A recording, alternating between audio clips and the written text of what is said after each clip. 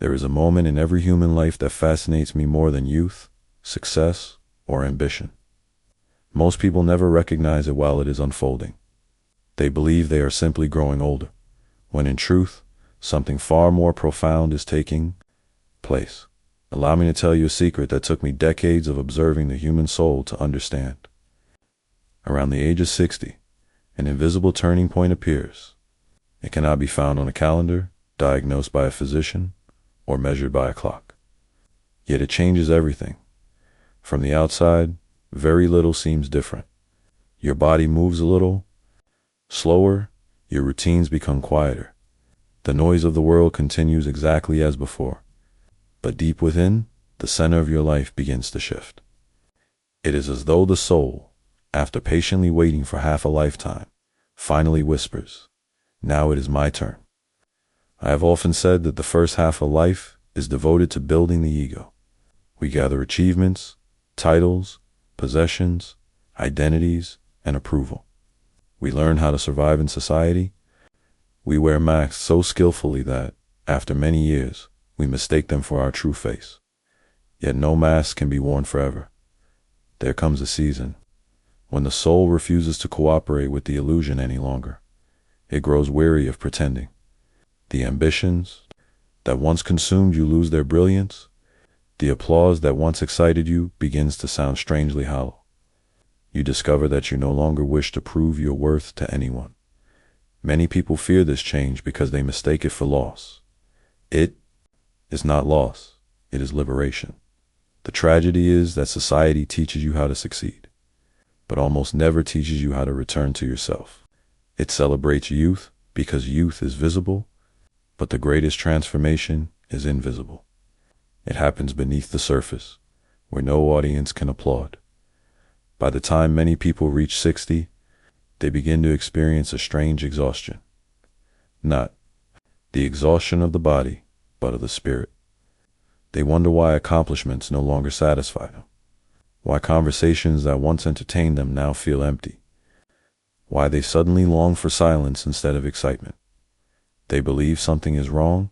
They believe something is finally becoming right. For many years, your energy flowed outward, toward careers, families, responsibilities, expectations, and the endless demands of the world. But the soul was never created to live outward forever. Eventually, it asks to return home. That return is rarely comfortable. The soul begins placing forgotten memories before you. Old disappointments, childhood wounds, dreams you abandoned to become acceptable, parts of yourself you buried because they were inconvenient, too sensitive, too creative, too different. Most people try to silence these visitors. I encourage you to welcome them. What returns is not your enemy. It is the unfinished conversation between who you became and who you were always meant to be. Throughout my life, I've discovered that what we refuse to acknowledge does not disappear. It simply waits in the darkness. I call this hidden realm the shadow not because it is evil, but because it contains everything we left behind while trying to become the person the world expected us to be.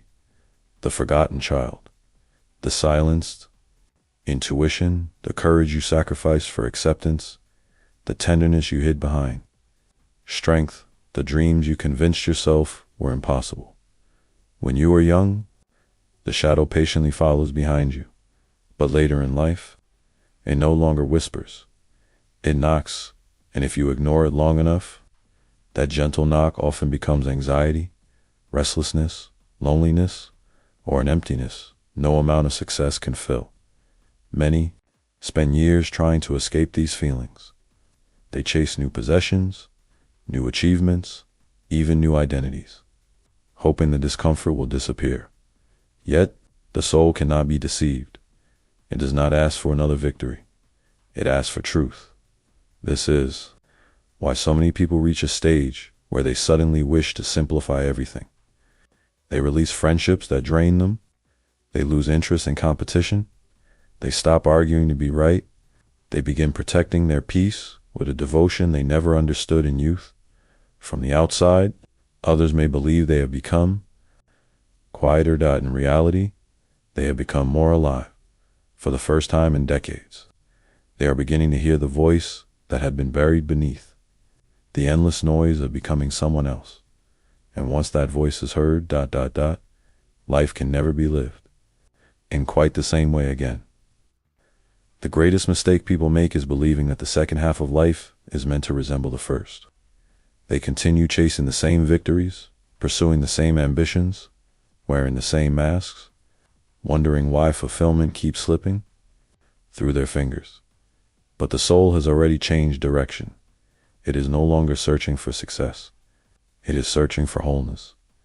This is the turning point that few understand. As the years pass, time itself begins to change its meaning. When you were young, you believe life stretches endlessly before you. You postpone your deepest longings, convinced there will always be another opportunity, another season, another tomorrow. Then one day, without warning, tomorrow begins to feel precious. Not because death stands near, but because life suddenly becomes visible. You begin asking questions that never seemed important before. Who am I when no one expects anything from me? Which desires truly belong to me, and which were planted there by fear, tradition, or the hunger for approval? If I stopped trying to impress the world today, what would remain? These questions are not signs of confusion. They are signs that the soul has awakened. Many people imagine awakening as a dramatic event, a flash of light, or a mystical vision. In my experience, it is often much quieter. It arrives as a growing discomfort with a life that once felt perfectly acceptable. You notice that conversations built on gossip leave you empty. Possessions that once defined your identity now gather dust. Arguments you once fought desperately to win suddenly seem meaningless. It is not that the world has changed. It is you who have changed. The psyche is calling you toward integration. Throughout my work, I observe that every human being carries forgotten fragments of themselves. These fragments never disappear. They wait patiently beneath the surface, hoping one day to be welcomed home. Perhaps it is the artist who chose security instead of creation. Perhaps it is the child who learned too early that love had to be earned. Perhaps it is the dreamer who abandoned wonder in exchange for certainty. Or perhaps it is simply the quiet voice that was drowned out by decades of responsibility. Whatever has been abandoned continues to live within you, and eventually it asks to be seen. This is why old memories return with such surprising strength later in life. A familiar song suddenly brings tears to your eyes. The scent of rain reminds you of a forgotten afternoon from childhood. Faces you have not thought about for decades appear in your dreams. Most people call this nostalgia. I call it the soul gathering its scattered pieces. Nothing returns, merely to make you suffer. It returns because it still longs to belong. Even pain has a purpose. When you allow it to speak instead of silence in it, the wounds you carry are not evidence that life has defeated you. More often, they are the very places where wisdom has quietly taken root. I have never believed that enlightenment comes from imagining ourselves as beings of pure light. A person becomes whole only by having the courage to face the darkness.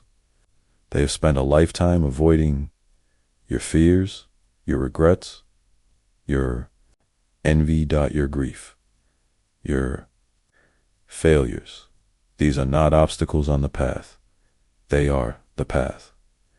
Every truth you refuse to face becomes another chain. Every truth you accept becomes another step toward freedom.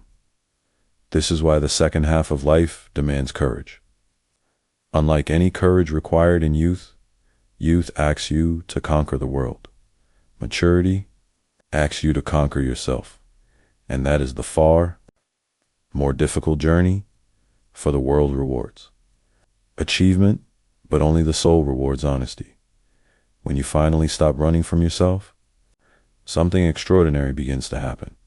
The constant need for approval starts to dissolve. The fear of disappointing others loses its power.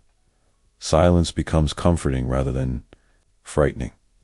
You discover that being alone is not the same as being lonely. In that silence, a different kind of wisdom begins to emerge, not the wisdom found in books, but the wisdom carved into the heart through years of love, loss, failure, forgiveness, and quiet endurance.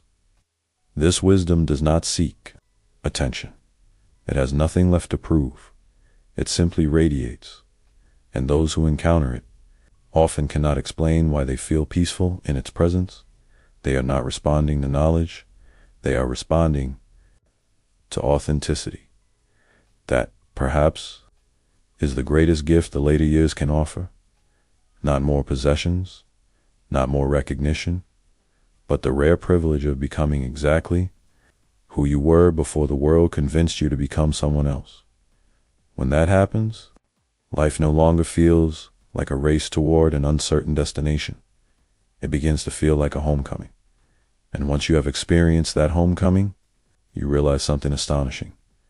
The second half of life was never meant to be an ending. It was always meant to be the beginning of the person you were born to become.